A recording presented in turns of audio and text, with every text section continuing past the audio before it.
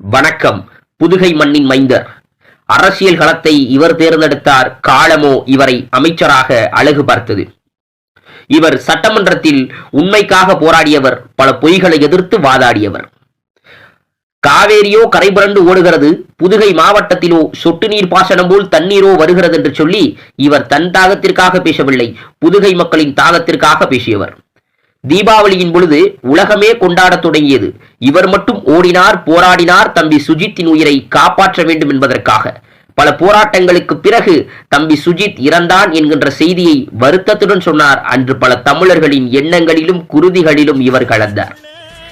2001 புதுகை மாவட்டத்தின் சட்டமன்ற உறுப்பினர், 2011 சுகாதாரத்துறை அமைச்சர், 2016 மீண்டும் சுகாதாரத்துறை அமைச்சர், 2021 விராலிமலை தொகுதியின் சட்டமன்ற உறுப்பினர். புதுகை மாவட்டத்தில் அறிவிக்கப்பட்ட அமைச்சர்கள் யார் வேணாலும் இருக்கலாம்.